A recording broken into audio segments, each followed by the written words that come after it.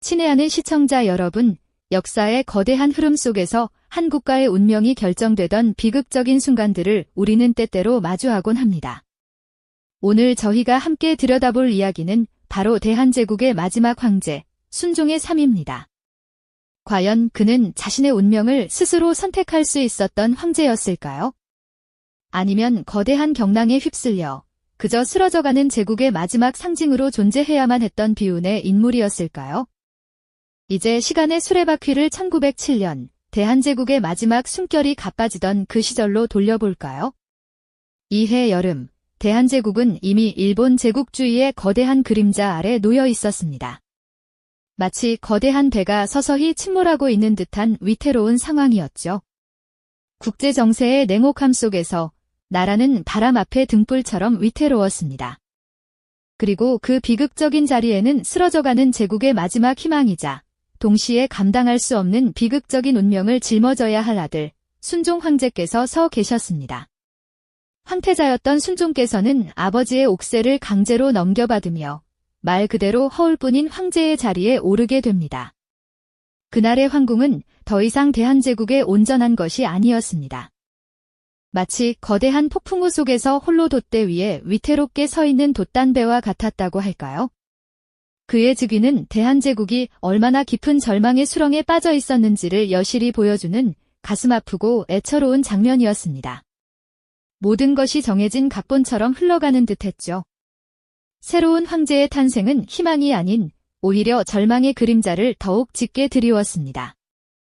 일본 통감부의 위압적인 존재감은 황궁 전체를 짓누르고 있었고 순종 황제께서는 즉위하는 순간부터 이미 거대한 외세의 그림자 아래 놓여 있었던 셈입니다.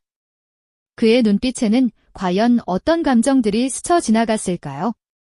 아마도 아버지의 비통함과 나라의 미래에 대한 깊은 불안감, 그리고 스스로 아무것도 할 수 없다는 무력감이 교차하며 그 젊은 황제의 어깨를 짓눌렀을 겁니다. 대한제국의 마지막 황제, 순종의 삶은 그렇게 시작되었습니다. 그의 즉위는 한 시대의 종말을 알리는 비장한 서곡이었던 것이죠. 이 비극적인 막은 이제 막 올랐을 뿐입니다. 이 비극적인 막이 막 올랐을 뿐이었죠. 젊은 순종 황제가 아버지의 뒤를 이어 황제의 자리에 올랐지만 그의 즉위는 결코 희망찬 시작이 아니었습니다. 오히려 대한제국이 얼마나 위태로운 처지에 놓여 있는지 그 절박한 현실을 고스란히 보여주는 상징과도 같았죠. 황제의 등극은 나라의 앞날에 대한 불안감을 더욱 증폭시켰을 뿐입니다. 황제가 되어서도 순종은 실질적인 권한을 행사하기 어려웠습니다. 이미 일본의 영향력은 황궁 깊숙이 파고들어 모든 국정은 일본의 의도대로 흘러가고 있었으니까요. 하지만 이 절망적인 상황 속에서도 대한제국을 지키려는 마지막 몸부림은 계속되었습니다. 황실 주변에서는 희미하게나마 저항의 불씨가 사그라지지 않고 있었죠. 대표적인 사건이 바로 헤이그 특사 파견이었습니다. 이는 물러난 고종 황제가 국제사회에 대한제국의 독립을 호소하려던 마지막 시도였고 그 뒤에는 순종 황실의 간접적인 지지와 염원이 숨어 있었을 겁니다. 하지만 일본은 이 작은 저항마저 용납하지 않았습니다. 헤이그 특사 사건을 빌미 삼아 고종 황제를 강제로 퇴위시키고 순종을 허수아비 황제로 내세워 대한제국에 대한 통제를 더욱 강화했죠. 이 과정에서 일본은 황실은 물론 나라 전체를 더욱 옥죄기 시작했습니다. 전국 각지에서는 의병들이 봉기하여 나라를 지키려 했지만 압도적인 일본군의 무력 앞에 좌절을 거듭할 수밖에 없었습니다. 황제는 이 모든 상황을 그저 지켜볼 수밖에 없었을 테니 그 고뇌가 얼마나 깊었을까요? 황궁에는 일본 헌병들의 삼엄한 감시가 드리워졌고 황제의 모든 움직임은 철저히 통제되었습니다. 이러한 상황 속에서 순종 황제의 건강은 급격히 악화되기 시작했습니다. 나라의 운명을 짊어진 채 아무것도 할 수 없다는 무력감, 그리고 끊임없이 이어지는 일본의 압박은 젊은 황제의 몸과 마음을 갉아먹었을 겁니다. 병상에 누워 고통스러워하는 그의 모습은 마치 병들어가는 대한제국의 운명을 대변하는 듯했죠. 희망과 절망이 교차하는 나날 속에서 황제는 점점 더 깊은 고독과 안타까움에 잠겨들었을 겁니다. 그리고 마침내 그 비극의 정점이 찾아왔습니다. 1910년 대한제국의 국권을 송두리째 빼앗는 경술국치 조약이 강제 체결되는 순간이었죠. 일본은 대한제국을 완전히 집어삼키기 위해 이완용을 비롯한 친일파들을 앞세워 순종 황제를 끈질기게 압박했습니다. 황제는 조약 체결을 거부하려 애썼습니다. 자신의 나라를 팔아넘기는 이 치욕적인 문서에 결코 서명할 수 없다고 저항했을 겁니다. 하지만 그의 의지는 거대한 폭력 앞에 무력했습니다. 어두운 방 안에서 황제는 일본의 강압과 친일파들의 회유, 그리고 협박에 시달려야 했습니다. 옥새를 빼앗기지 않으려는 황실 사람들의 필사적인 저항도 소용없었죠. 결국 황제의 의지와는 상관없이 조약은 강제로 체결되었고 대한제국의 국권은 그렇게 허무하게 사라지고 말았습니다. 이 순간 순종 황제는 황제로서의 마지막 선택마저 박탈당하고 말았습니다. 나라를 지킬 힘도 자신의 뜻을 관철할 권리도 모두 빼앗긴 채 그는 그저 역사의 거대한 폭풍 속에 휩쓸린 마지막 상징이 되어버린 것이죠. 조약문이 공포되던 그 암울한 분위기 속에서 백성들은 망연자실한 표정으로 자신들의 나라가 사라지는 것을 지켜봐야 했습니다. 한 국가의 멸망이 이토록 무력하고 비참하게 이루어질 수 있다는 사실은 당시 모든 이들에게 커다란 충격과 비통함을 안겨주었을 겁니다. 황제의 침묵은 어쩌면 그 어떤 절규보다 더 큰 슬픔을 담고 있었을지도 모르겠습니다. 황제의 침묵은 어쩌면 그 어떤 절규보다 더 큰 슬픔을 담고 있었을지도 모르겠습니다. 그 침묵 속에서 순종 황제는 자신이 더 이상 이 나라의 운명을 좌우할 수 없는 그저 허울뿐인 존재임을 뼈저리게 느끼셨을 겁니다. 1910년 8월 22일, 이 비극적인 날, 경술국치 조약은 강압적으로 체결되고 말았습니다. 일본은 대한제국의 국권을 강탈하려는 오랜 야욕을 마침내 드러냈고 그 과정은 철저히 폭력과 기만으로 점철되어 있었죠. 순종 황제께서는 이 조약의 부당함을 아셨기에 결코 동의할 수 없으셨지만 그분의 의지는 이미 무력한 상황이었습니다. 어두운 궁궐 한편 일본 제국의 압력은 숨막히는 공기처럼 황실을 짓눌렀습니다. 이완용을 비롯한 친일 세력들은 황제의 거부 의사를 묵살하고 일본의 뜻대로 조약 체결을 강행하려 혈안이 되어 있었죠. 마치 사냥꾼이 덫에 걸린 짐승을 조롱하듯 그들은 황제를 고립시키고 압박했습니다. 황제께서는 옥새를 빼앗기지 않으려 애쓰셨지만 이미 힘의 균형은 완전히 무너진 뒤였습니다. 황실의 상징이자 국권의 마지막 표상인 옥새는 결국 친일파들의 손에 넘어가거나 혹은 그들의 강압적인 방식으로 사용되어 버렸습니다. 한나라의 주권이 이토록 무참히 짓밟히는 순간이었죠. 이것은 단순히 서명 한 번으로 끝나는 일이 아니었습니다.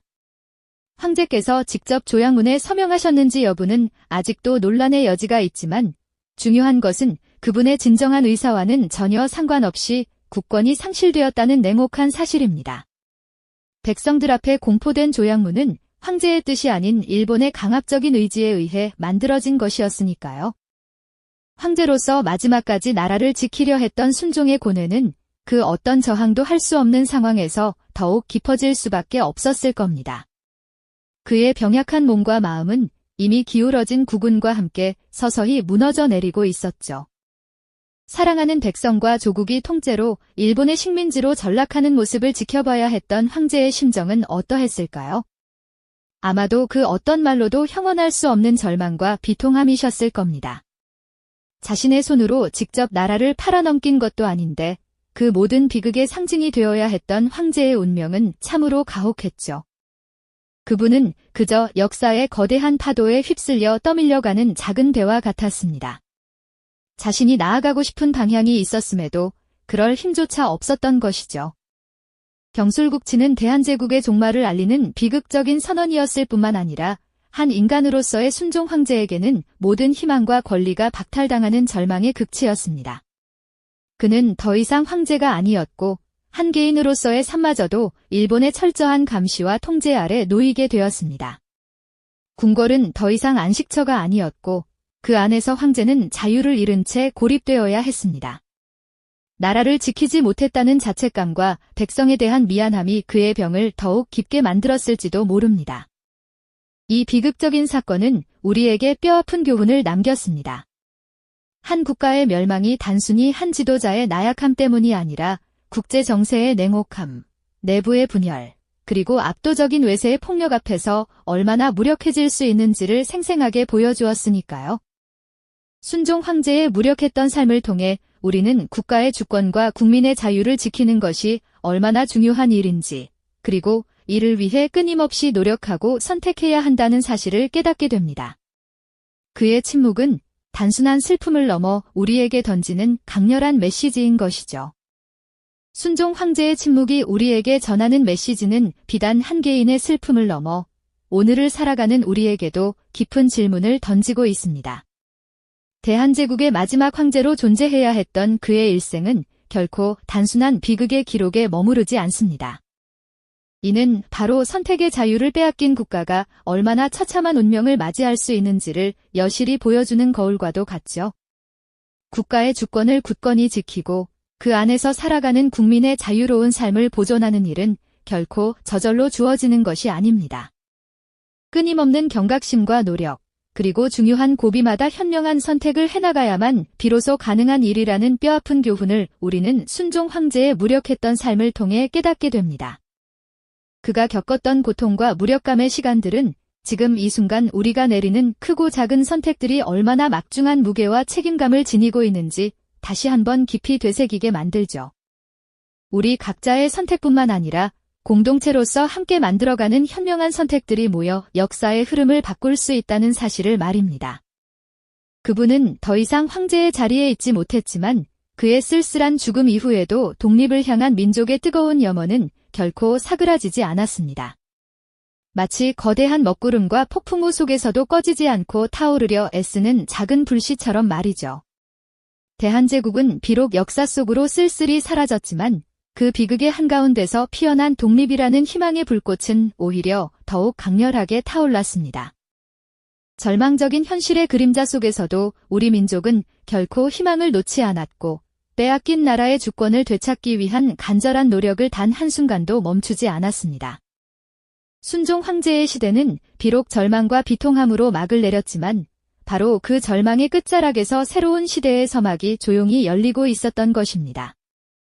우리는 이 뼈아픈 역사를 통해 국가의 진정한 존재 이유와 국민 각자의 역할에 대해 다시금 깊이 성찰하게 됩니다. 어떤 역경과 시련 속에서도 국가의 주권을 수호하고 국민의 자유를 추구하는 것이 얼마나 숭고하고 위대한 가치인지를 말이죠. 대한제국이라는 이름은 그렇게 역사의 뒤안길로 사라졌지만 그 비극 속에서 움튼 독립의 굳건한 의지는 수많은 이들의 가슴 속에 살아 숨쉬며 끊임없이 이어져 나갔습니다. 다음 이야기에서는 이처럼 처참했던 국권 상실의 아픔 속에서도 꺼지지 않는 희망의 불씨를 지피고 마침내 거대한 불길이 되어 활활 타올랐던 독립운동의 뜨거운 시작을 함께 추적해볼 예정입니다. 절망을 넘어선 희망의 노래, 그 위대한 여정을 다음 편에서 함께 하시죠. 이 영상이 도움이 되셨다면 좋아요와 구독 부탁드립니다. 여러분의 응원이 제게 큰 힘이 됩니다. 다음 영상에서도 더 유용한 정보를 공유하겠습니다. 감사합니다.